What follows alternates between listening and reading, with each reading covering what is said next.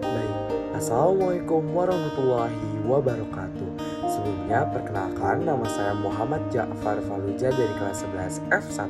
Dan pada video kali ini, saya akan menjelaskan tentang mata pelajaran pendidikan agama Islam bab 3 yang berjudul tentang alkohol, khamr, dan upaya menjauhi bagi pemuda.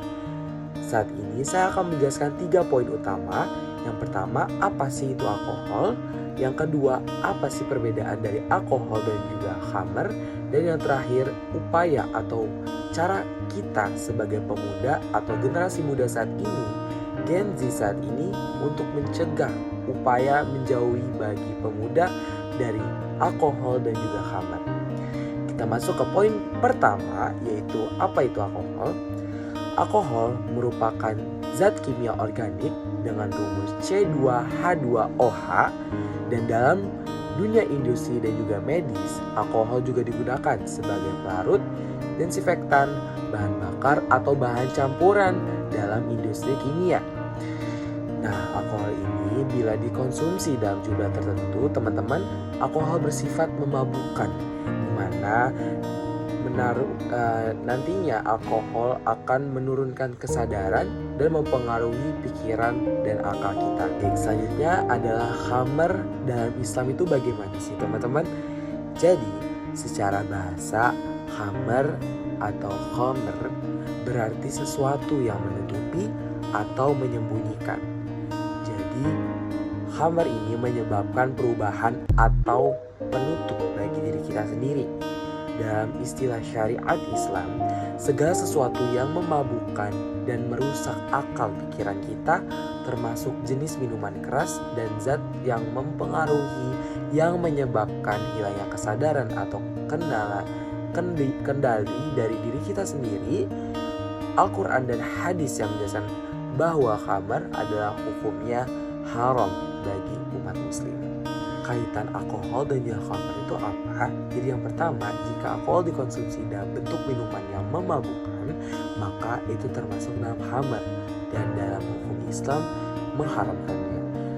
Namun penggunaan alkohol untuk tujuan non-konsumsi atau misalnya di disinfektan atau kegiatan medis lainnya di rumah sakit tidak termasuk ke dalam kategori khamr menurut definisi syariat Islam.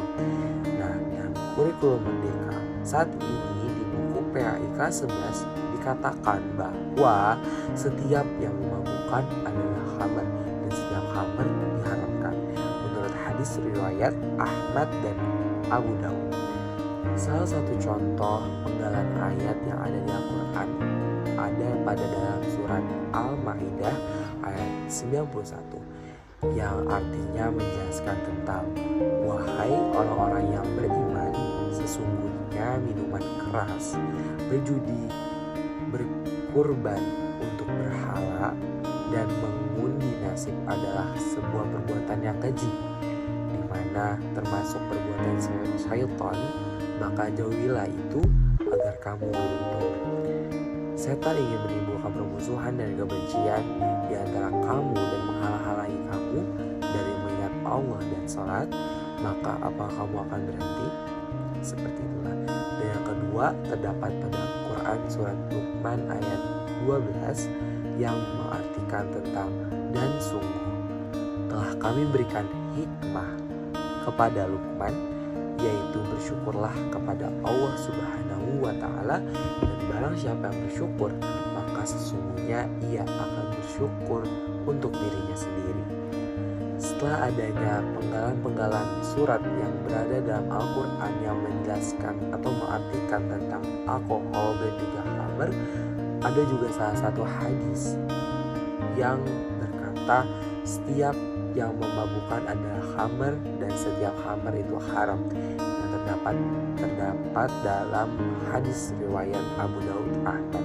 Dan yang kedua, setiap yang memabukkan itu adalah khamr, yang terdapat dalam hadis riwayat Muslim. Sebelum masuk ke poin terakhir, saya akan menjelaskan dampak atau apa yang akan kita dapatkan, dampak negatif apa yang kita dapatkan jika kita mengkonsumsi alkohol dan juga khamr secara berlebihan. Pertama, tentu tentang kesehatan tubuh. dimana jika dikonsumsi secara berlebihan akan merusak organ tubuh seperti hati atau liver, ginjal, sistem saraf, dan otak, menurunkan sistem imun, memperbesar risiko penyakit kronis. Yang kedua, tentu mental dan jiwa kita. Yang ketiga, akhlak dan moral. Yang keempat, sosial dan masyarakat kita, di mana meningkatkan konflik, kriminalitas, dan kerusakan rumah tangga. Yang terakhir yaitu spiritual dan agama, menjauhkan dari ibadah dan mendekatkan diri kepada Allah SWT dan memperlemah keimanan kita. Tentu dengan adanya dosa besar karena melanggar perintah Allah SWT. Kita masuk ke poin yang terakhir, yaitu cara pemuda atau kita sebagai remaja untuk menjauhi dan tidak menggunakan alkohol atau khamar. Yang pertama yaitu pendidikan dan kesadaran diri. Apa sih maksudnya teman-teman? Jadi pahami bahwa khamar adalah hal yang haram dan tahu risikonya, memperkuat iman dan pengetahuan yang agama sebagai tameng bagi kita. Yang kedua, menjaga lingkungan pergaulan. Pasti kita sebagai remaja saat ini tentunya harus pilih teman yang baik dan menjauhi lingkungan yang mendorong kita untuk hal yang menjerumuskan ke hal negatif seperti minuman keras, pergaulan bebas, kenakalan remaja yang tentunya pasti akan mendorong kita ke dalam hal-hal negatif, dan tidak ikut ke dalam organisasi atau komunitas yang buruk, namun ikutlah organisasi atau komunitas Islam yang positif. Dan yang ketiga yaitu ada kegiatan positif dan mengisi waktu yang luang. Jadi kita sebagai pemuda saat ini terlibat dalam aktivitas seperti olahraga, seni, dakwah, organisasi sekolah, dan lain sebagainya. Isilah waktu dengan hal produktif agar tidak ada kesempatan mencoba untuk hal negatif. Dan yang keempat yaitu teknik dengan tolak, di mana tolak dengan sopan. Latih diri untuk bilang tidak dengan tegas dan sopan. Gunakan alasan agama, kesehatan, dan masa depan bagi diri kita sendiri. Yang kelima adalah support system atau sokongan dari orang lain, termasuk adalah orang tua kita sendiri, seperti keluarga, guru, teman yang mendukung gaya hidup sehat kita untuk masa depan yang cerah. Dan yang keenam, refleksi dan musabah diri, di mana kita bisa evaluasi diri kita sendiri secara rutin. Apa aja sih yang kita udah lakuin dan apa saja yang sudah kita lalui selama kita sebagai remaja.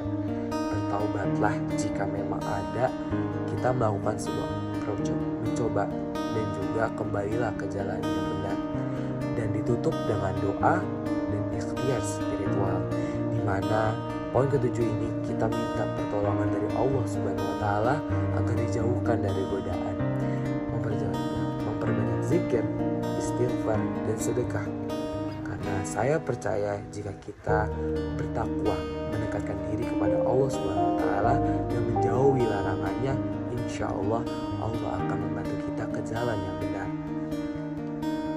Baik, mungkin cukup sekian untuk penjelasan saya.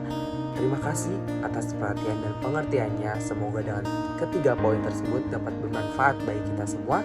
Dan terima kasih pada teman-teman semuanya dan Ibu Wawa selaku guru dan pembina mata pelajaran agama Islam SMA Negeri 77 Jakarta.